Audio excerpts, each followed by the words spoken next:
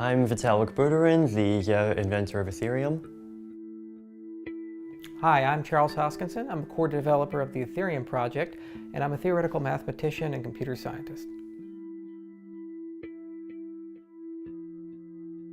I first heard of Bitcoin back when I was in high school in March 2011, so I didn't even appreciate it fully at first. I saw this revolutionary cryptographic technology, but I was never really sure just how effective it would be in the real world.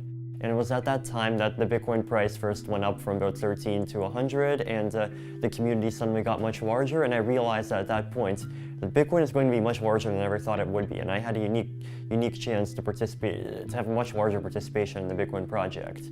So I quit university and I went traveling around the world into different Bitcoin communities and working on different Bitcoin projects.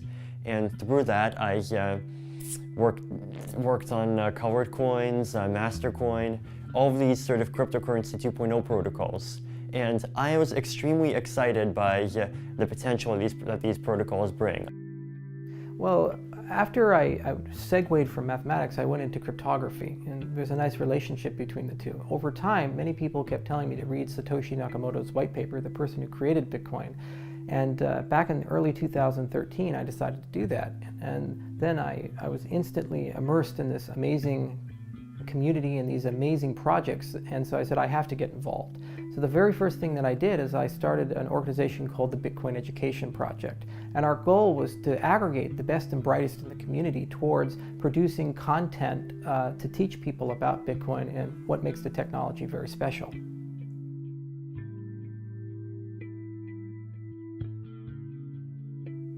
To understand the next generation of Bitcoin, it's really useful to understand the history of Bitcoin and what Satoshi was trying to do with the experiment.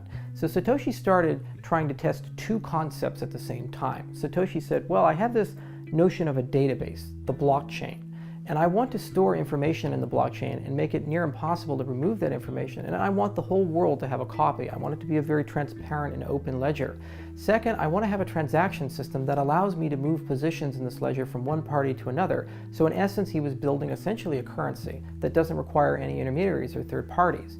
But there was this third part that he had to make a decision when he started the experiment, which was this robust scripting system that Satoshi decided to leave out because he didn't want to contaminate the experiment of the first two with the security implications of the third.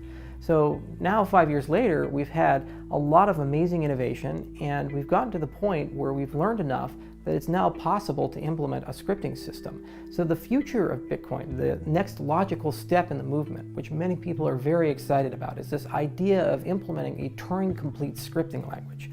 In essence, what you're doing is taking the power of a full programming language like C++ and Python and marrying it to this idea of a trustless blockchain. And together you can do some incredible things that just simply are not possible today. Bitcoin was originally conceived as a currency, but the interesting thing about it is that the Bitcoin blockchain is really usable for so much more than just money. You can use the Bitcoin blockchain to register domain names, to sign documents, to store data, to serve as an incentivization layer for any kind of peer-to-peer mesh networking, file sharing, file storage protocols. There are just thousands and millions of different uses of this technology.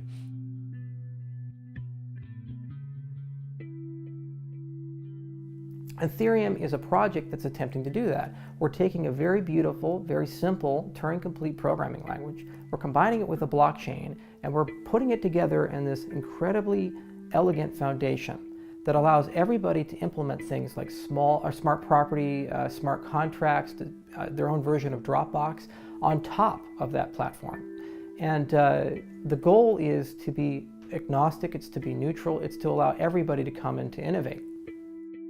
The main difference with Ethereum is that if you look at the way a lot of other next generation cryptocurrencies are designed, they try to have features. They try and have this big long list where they say, okay, we want people to do decentralized exchange, there's a feature for that. We want peer-to-peer gambling, there's a feature for that.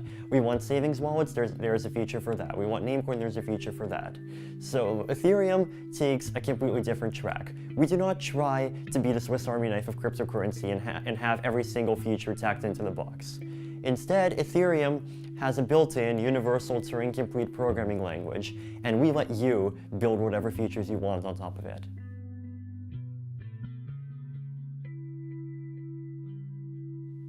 no, Ethereum is not an altcoin.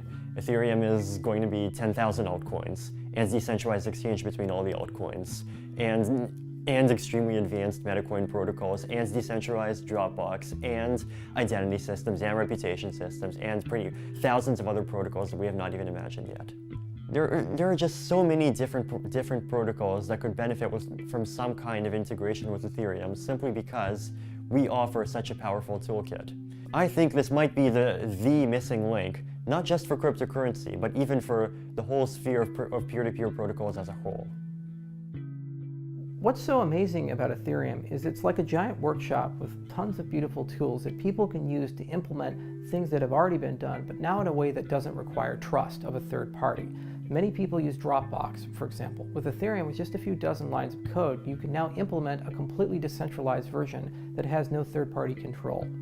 Another amazing thing about Ethereum is because we're taking rules, we're taking procedures, and we're putting them into a blockchain and making them deterministic, you can take organizations like Wikipedia, for example, or ICANN, and instead of entrusting them to be run in a certain jurisdiction under a certain government's domain, you can uplift them and now put them into the internet and constrain them by algorithms, just like Bitcoin constrains money by algorithms.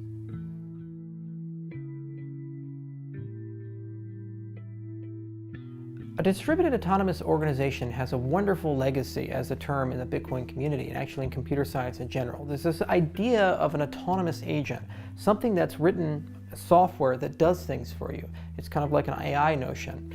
A distributed autonomous organization is the idea of taking autonomous agents, embedding them on top of a blockchain, and letting those agents fulfill the facility of a full organization. For example, something like Wikipedia, or a full-on corporation, or even a political party.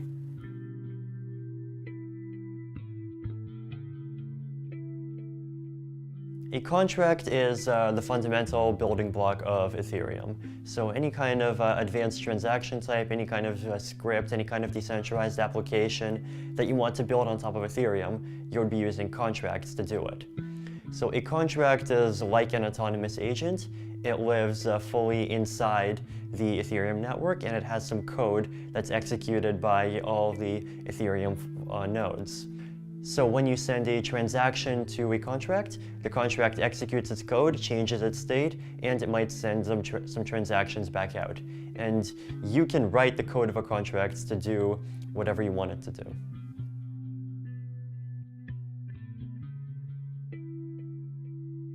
The Ethereum team is really one of the most remarkable that I've ever had the privilege of working on. It's a wonderful mix of both old and new. There's some senior software developers, people who work for Goldman Sachs off Wall Street. We have very young entrepreneurs on the team, older entrepreneurs. We have leaders in the Bitcoin community, for example, the executive director of the Bitcoin Alliance of Canada. We have people on media. We have people who are experts in hardware. We even have some philosophers on the team. It's a pretty amazing team, and I'm incredibly excited to be part of it.